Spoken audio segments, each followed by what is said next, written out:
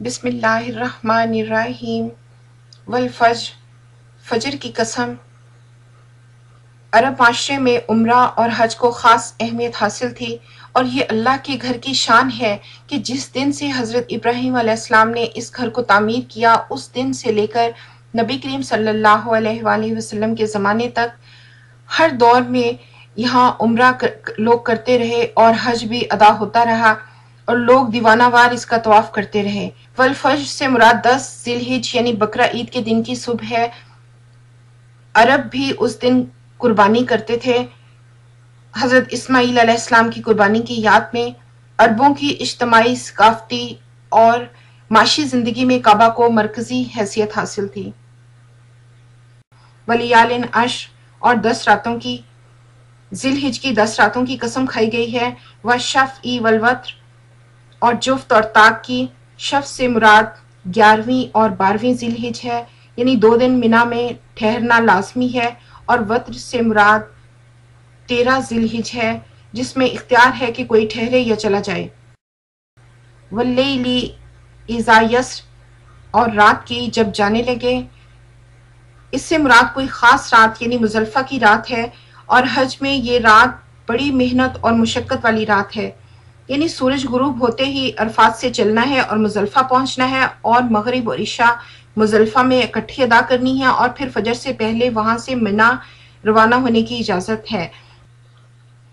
हल फी ज़ालिका कसमुल्लज़ी हिज्र, और बेशक ये चीज़ें अक्लमंदों के नज़दीक कसम खाए जाने के काबिल हैं। जिन चीज़ों के ऊपर कस्में खाई गई हैं वो बहुत मुक़द्दस और कसम खाए जाने के काबिल हैं, और तुम में से थोड़े से लोग जो अल्लाह की नाफरमानी से रुक जाने वाले हैं वो इसकी रूह से वाकिफ़ हैं, मगर तुम में से अक्सर जो हज और उम्रा अदा करते हैं मजहबी फरीज़ा समझकर, तुम्हारे लिए ये सिर्फ रस्मी इबादत बनकर रह गई हैं और अपनी असल रूह तौहीद से खाली हो गई हैं। तुमने अल्लाह के घर में बुत रखे हुए हैं और आम जिंदगी में भी अल्लाह के हुक्मों की नाफरमानियां कर रहे हो, यानी आखिरत से बिल्कुल गाफिल हो चुके हो, और अपने जद्दे अमजद हजरत इब्राहीम अलैहिस्सलाम जिन्होंने ये काबा तामीर किया और वो एक अल्लाह को मानने वाले थे और अल्लाह के हुक्मों की नाफरमानी नहीं करते थे, यहाँ तक कि अल्लाह ने बेटा को ज़िबा करने का हुक्म दिया तो उन्होंने इसकी भी तामील की। अब आगे बताया जा रहा है कि जो कौमें अल्लाह की नाफरमानी करती हैं उनका हाल तुम्हारे आंखों के सामने है, यानी आद और समूद। इन दोनों कौमों के अबाउट अरब अच्छी तरह जानते थे और उनके खंडरात भी अरब में उनकी आंखों के सामने मौजूद थे। अलम तरा कैफा फ़अल रब्बुका बिआद, क्या तुमने नहीं देखा कि तुम्हारे परवरदिगार ने आद के साथ क्या किया। इरम ज़ातिल इमाद, जो इर्म कहलाते थे दराज कद, अल्लती लम युखलक मिसलुहा फिल बिलाद, कि तमाम मुल्क में ऐसे पैदा नहीं हुए थे। पहली कौम आद जो हजरत नूह अलैहिस्सलाम के बेटे साम बिन औस बिन इर्म बिन आद की औलाद से थे, बहुत मुतकब्बिर, सरकश और नाफरमान थे। अल्लाह ने उनमें से ईमानदारों को तो निजात दे दी और बाकी बेईमानों पर अजाब आया। ऐसी तंदो तेज हलाक आफरीन हवाएं जो 7 रातों और 8 दिन तक चलती रहीं और सारे के सारे गारत हो गए। मुतकब्बिर और नाफरमान लोगों पर आज भी अजाब आते हैं, जैसे सुनामी आया और सारी की सारी शान शौकत चंद लम्हों में खत्म हो गई। वसमूद अल्लज़ी जाबुस सखरा बिलवाद, और सबूत के साथ क्या किया जो वादी कुरा में पत्थर तराशते थे और घर बनाते थे। व फिर औनाजिल औताद, और फिरौन के साथ क्या किया जो खेमे और मेखे रखता था। अल्लज़ी तगौ फिल बिलाद, ये लोग मुल्कों में सरकश हो रहे थे। फ़अक्सरू फ़ीहल फ़साद, और इनमें बहुत सी खराबियां करते थे। फ़सब्बा अलैहिम रब्बुका सौता अज़ाब, और तुम्हारे परवरदिगार ने इन पर अजाब का कोड़ा नाजिल किया। इन्ना रब्बका लबिल मिरसाद, बेशक तुम्हारा परवरदिगार ताक में है। और समूद जिन्होंने वादी में चट्टाने तराश कर घर बनाए थे और अपने लिहाज से अपने आप को बहुत महफूज समझते थे, मगर अल्लाह ने उनको भी हलाक कर दिया। और फिरौन जो हाथ और पाँव में मेखें गड़वा कर ऊपर से भारी पत्थर پھینکنے کا حکم دیتا جس سے اس پرسن کا کچومر نکل جاتا۔ اللہ نے اس پر عذاب کا کوڑا برسایا۔ متکبر فرعون آخری لمحوں میں زندگی کی بھیک مانگتا رہا، مگر اللہ نے اسے غرق کر دیا اور عبرت بنا دیا۔ اللہ ہمیں ہر وقت دیکھ رہے ہوتے ہیں، اور مجرموں کو اللہ نے کھلا نہیں چھوڑ رکھا بلکہ ان پر سخت نگرانی رکھتے ہیں۔ فَأَمَّا الْإِنسَانُ إِذَا مُبْتَلَاهُ رَبُّهُ فَأَكْرَمَهُ وَنَعَّمَهُ فَيَقُولُ رَبِّي أَكْرَمَنِ۔ مگر انسان عجیب مخلوق ہے کہ جب اس کا پروردگار اس کو آزماتا ہے تو اسے عزت دیتا ہے اور نعمت تو کہتا ہے کہ میرے پروردگار نے مجھے عزت بخشی۔ وَأَمَّا إِذَا مَا ابْتَلَاهُ فَقَدَّرَ عَلَيْهِ رِزْقَهُ فَيَقُولُ رَبِّي أَهَانَنِ۔ اور جب دوسری طرف آزماتا ہے کہ اس پر روزی تنگ کر دیتا ہے تو کہتا ہے ہائے میرے پروردگار نے مجھے ذلیل کیا۔ کَلَّا بَل لَا تُکْرِمُونَ الْیَتِیمَ، نہیں بلکہ تم یتیم کی خاطر نہیں کرتے۔ وَلَا تَحَاضُّونَ عَلَىٰ طَعَامِ الْمِسْکِینِ، اور نہ مسکین کو کھانا کھلانے کی ترغیب دیتے ہو۔ وَتَأْکُلُونَ التُّرَاثَ أَکْلًا لَمًّا، اور میراث کے مال سمیٹ کر کھا جاتے ہو۔ وَتُحِبُّونَ الْمَالَ حُبًّا جَمًّا، اور مال کو بہت ہی عزیز رکھتے ہو۔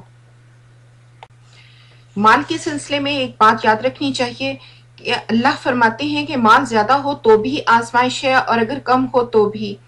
مگر انسان زیادہ مال ہو تو سمجھتا ہے کہ اللہ نے مجھے عزت دی، اور اگر اللہ مال کم کر دے تو کہتا ہے کہ مجھے ذلیل کر دیا۔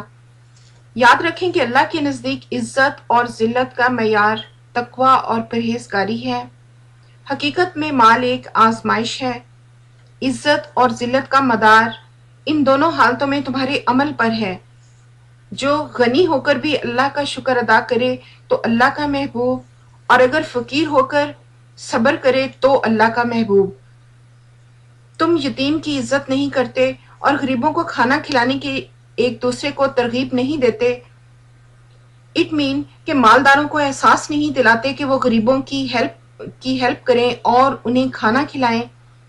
اور آج کے دور کے مطابق کھانے کا بندوبست کرنے کے لیے کوئی ادارہ، فوڈ بینک یا فاؤنڈیشن نہیں بناتے، اور وراثت کے مال میں حلال اور حرام کی تمیز کیے بغیر کھا جاتے ہو، یعنی دوسرے وارثوں کا مال کھانا حرام ہے۔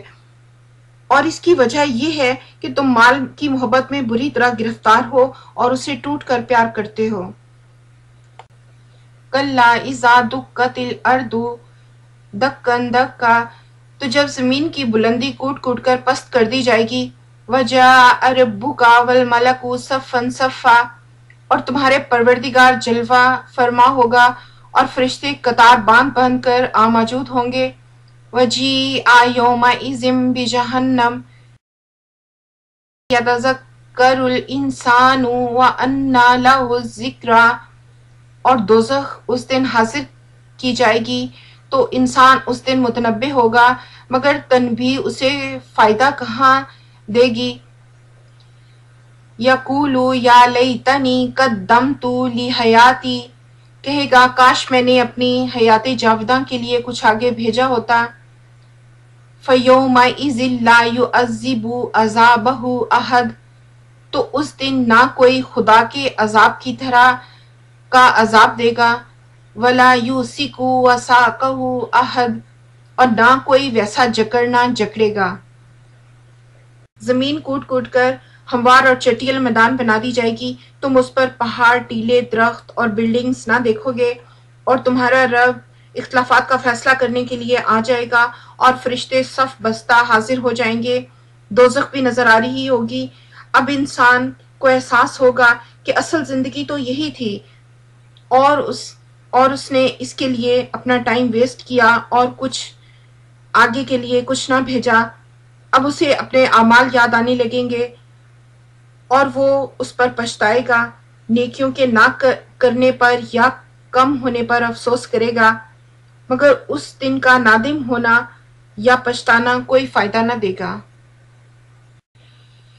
ہم توبہ کرتے ہیں اور آئندہ گناہ کو نہ کرنے کا عہد کرتے ہیں تو اللہ ہمیں معاف کر دیتا ہے، مگر قیامت کے دن ہم 1 کروڑ بار بھی توبہ کریں گے تو اللہ قبول نہ کرے گا۔ شرمندگی اور ندامت سے گھٹنوں تک بھی پسینے میں شرابور ہو جائیں گے تو بھی اس کا کوئی فائدہ نہیں ہوگا۔ اس کے برعکس دنیا میں ندامت کا ایک آنسو بھی اللہ کے نزدیک بہت قیمتی ہے۔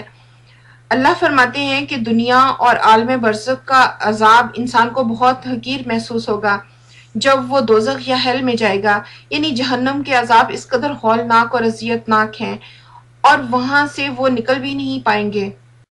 یا ایتھا النفس المطمئنہ، اے اطمینان پانے والی روح، ارجعی الی ربک راضیۃ مرضیہ، اپنے پروردگار کی طرف لوٹ چل، تو اس سے راضی اور وہ تجھ سے راضی۔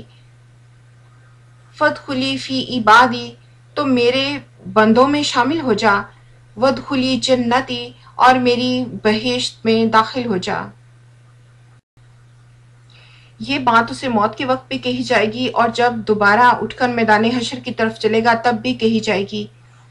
نفس مطمئن سے مراد وہ انسان ہے کہ جس نے شک و شبہ کے بغیر اللہ کو واحد لا شریک رب مانا، جو حکم بھی اللہ اور اس کے رسول سے ملا اس پر عمل کیا، برائیوں سے نفرت کی اور انہیں اپنے اندر سے نکال باہر کیا، جو مصیبت یا تکلیف آئی اسے سکون قلب کے ساتھ برداشت کیا، اور جو قربانیاں راہ حق میں دینی پڑی دیں، اور برائی کے راستے پر چلنے والوں کو جو عارضی فوائد، منافع یا لذتیں حاصل ہو رہی تھیں ان سے محروم رہ جانے پر اسے کوئی حسرت نہیں ہوئی، بلکہ وہ مطمئن رہا کہ اللہ نے اسے نافرمانی کی گندگی سے محفوظ رکھا،